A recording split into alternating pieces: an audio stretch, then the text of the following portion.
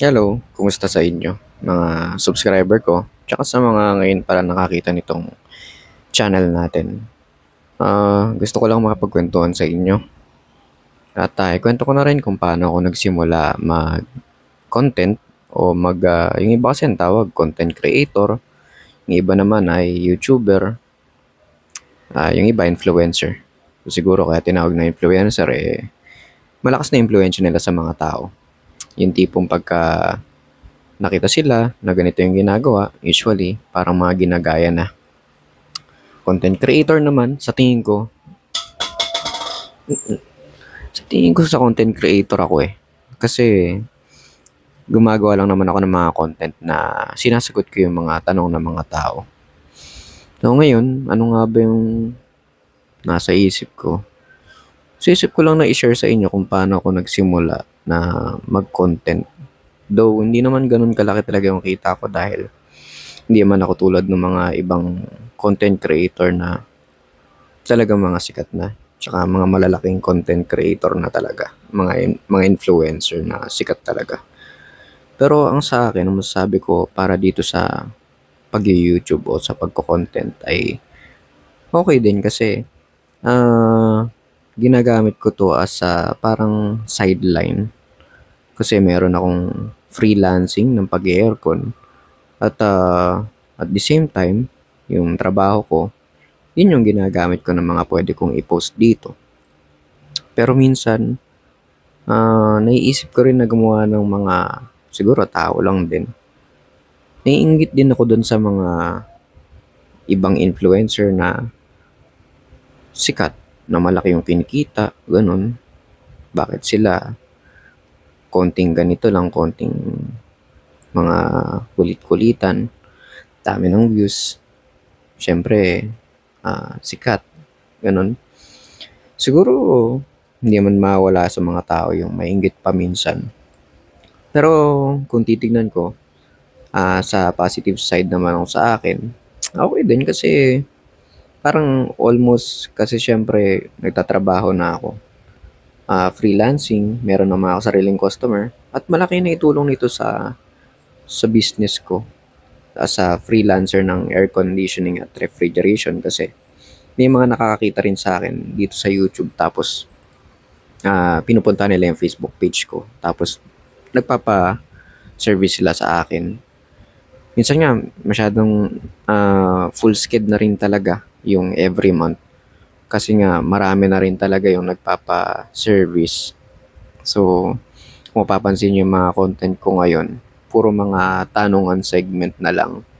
Kasi hindi na rin ako makagawa ng mga mahabang types ng content na halimbawa yung mga paano magbaklas ng ganito, ng ganyan na as in yung step by step na napakahaba. Kasi minsan imbes na marami ka nang matatapos na trabaho, siyempre i-video mo pa. So siguro baka maisip ng iba, madali lang naman mag-video, ganyan. Pero minsan kasi lalo na pagka halimbawa, dalawa kami magkasama palagi ni Bayaw sa pagsa-service. Pero dalawa rin kasi kaming kumikilos. So ako rin yung nagvi-video minsan sa sarili ko. Tapos syempre yung mga sasabihin mo pa pag nagkamali ka, ganyan. So minsan ginagawa ko para mas madali. Bina-voice over ko na lang din para at least less mistake. Kasi pag voice over, pwede mong i-second take, ganun. Or pwede mong ulit-ulitin pag nagkamali ka. Kaya ayun, kung mapapansin nyo nga, minsan nagpo-post ako ng mga ibang content na kung saan lang din ako ano yung ginagawa ko, ganyan. Kasi, nga, parang minsan naiisip kong gumawa ng ibang content. Kaya lang, pagka ginagawa ko yun, ang hirap din pala talaga. Doon ko nare-realize na yung mga ibang content creator na grabe yung utak nila pag makagawa ng content. Yung imagine mo sila kung TV, yung mga kalokohan na out of this world, lalo na sila malupiton. Grabe yung mga content nila. Tapos sila Gioong na grabe yung mga idol yun na kung saan pumupunta.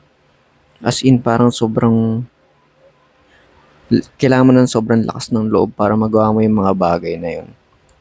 which is doon ko sila ina-idolize. Sana magkaroon din tayo ng gano'n lakas ng loob, sana. Yun, kung ano-ano na rin pala yung pinagsasabi ko 'no, hindi ko pala naikwento kung paano nga ako nagsimula. So, paano ba ako nagsimula?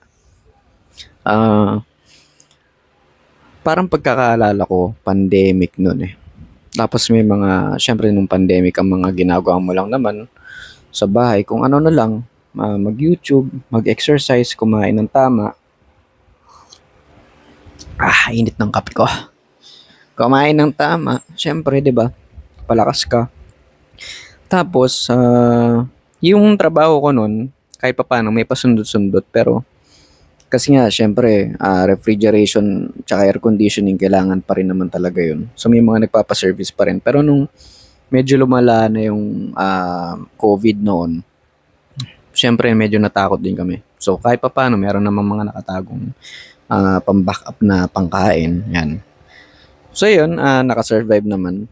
At nung time na yun, siyempre nanonood-nood ako sa YouTube. Nakita ko na, sabi ko parang kaya kong gawin tong mga to. At naisipan ko na maggawa ng content. Biglaan lang, on the spot. At meron akong nire-repair na window type. Tapos binidyoan ko lang kagad. Tapos sinabi ko kung ano yung mga ginagawa ko, kung ano nga ba yung mga dapat gawin. So, alam ko parang pagkakalala ko nun, palit capacitor ata yun. Pero chinek ko lahat. Pati yung compressor. So yun. At ang alam ko nagsabi sa akin ng pangalan din ng YouTube channel ay yung tatay ko. Sabi niya pangalan mo Jepo Crack TV. Tsaka isa rin siya sa naalala ko na nagsabi na gumawa rin ako ng YouTube channel. Tapos, mas naunang gumawa sa akin ng YouTube channel yung utol ko, yung kuya ko na panganay. So, spinal cord injury siya, motorcycle accident. Hindi siya nakakalakad. Pero nag-YouTube siya noon. Sabi ko, ba okay si kuya gumagawa ng YouTube channel Siyempre kahit papaano 'di ba medyo may gawa rin kaya ako na sa akin. Tapos yun, nagtulak din sa akin yung tatay ko. So yun na nga, gumawa nga ako ng YouTube channel. Then dun sa first na video ko na yun,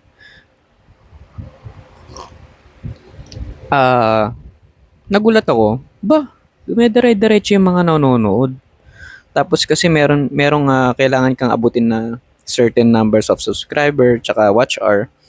Nagulat ako na umaangat yung ano ko. Tapos sabi ko mukhang meron akong mukhang kaya ko to. So yun, ginawa ko, dinire-diretso ko siya. Pero matagal ko siyang naabot. Ang alam ko, after 1 year ko pa yata, 1 year pa yata ako na-monetize noon. Tapos nung na-monetize ako, hindi siya ganun talaga as in sobrang baka every 2 months pa yata ako bago sumahod sa YouTube. Pero iniisip ko noon, at least makapag-share na lang din. Kasi nung nakita ko nga na hindi naman din ganun kalaki yung sasahurin ko. Sabi ko, at least makapag-share na lang din sa mga tao, makatulong. Iba kasi yung pakiramdam na nakakapag-upload ako. Feeling ko yun yung nagpapatuloy sa akin ngayon eh. Iba yung pakiramdam na pag nakapag-upload ako, may mga natutulungan akong tao at syempre kahit papaano nakapagpasaya kasi syempre 'di ba nakapag-ayos sila ng ano nila tapos yung mga tanong nila sa isip nasagot. So parang ako pakiramdam ko sa sarili ko masarap sa pakiramdam. So kahit papaano ngayon naisip ko nga na gumagawa ako ng sa tanungan segment. Sumasagot ako kahit papaano sa mga tanong. Although aminado naman ako sa sarili ko, hindi naman ako perfect na technician. Tsaka maraming mga magagaling dyan na technician. Lalo na sila JDL, sila RDC TV, tsaka ang dami pa, lalo na sa mga Facebook ngayon, sila Boy Tanso, sila Air Computer. So, as in, maraming saludo ko sa mga kapwa ko tech dyan. Ang gagaling. Naisip ko lang na ganito yung ginagawa kong content kasi kahit papano, maraming tanong tungkol sa mga simpleng bagay na ganito. Na, ayan, halimbawa, tulad kagabi, mayroong cellphone charger, gaano ba kalakas sa kuryente. Ginawa ko lang ng maikling video. Aminado naman ako na minsan nagkakamali rin. Tao lang din naman. Ayun, so, doon ako nagsimula, paunti-unti. So, ngayon, nandito na ako sa part na 'to, dire-diretso pa rin. Ilan na ba ang subscribers ko ngayon? Oo nga pala, maraming salamat sa mga nag-subscribe. So ito, nasa tapat ako ng computer ko eh. So ang subscribers natin ngayon ay 30,405. Huh? Imagine mo, puro mga, 'di ba, tanong sagot-sagot lang ako sa mga ganyan, pero na sa mga natutulungan ko, na as in na-appreciate ko minsan yung simpleng pag-like nyo, yung simpleng pag-comment nyo ng salamat, ng simpleng, as in sobrang sarap sa pakiramdam nun as a content creator. Yung mga simpleng comment nyo. Kahit nga minsan sa mga basher, may mga nagbabash. Kasi sa mga basher, pag minsan syempre nakakainis, hindi mawala yan. Sanay na rin naman ako sa mga basher. Marami niyan, hindi mawala sa content creator. Sa una, may inis ka talaga. Pero para sa akin, minsan pag binabasa ko, kailangan mo ba itong patulan? Or meron ka bang matututunan sa mga sinasabi nila? Bakit nila nasasabi yun? At isa pa, dapat tingnan mo rin talaga na baka nga merong mali doon sa ginawa mo. Na baka nga meron kang dapat i-absorb doon sa sinabi ng basher mo. Kaya para sa akin, hindi natin dapat masamahin yung mga basher, kasi isa rin yan sa mga, hindi lang sa nanonood. Actually, basher, syempre, nanood dyan, kaya nga binash eh. Pero, I mean, nakakatulong pa rin yan. So, good side pa rin talaga yung mga yan. Kahit hindi kayo full support, kahit basher kayo, salamat pa rin po sa mga nakasubscribe tsaka hindi nakasubscribe. Pero kung magsusubscribe kayo, syempre mas malaking points. Thank you po sobra. Ayun, masabi ko lang po, maraming salamat sa mga sumusuporta, patuloy na sumusuporta, patuloy na nanonood. Maraming salamat po sa inyo. Ingat po sa lahat. God bless.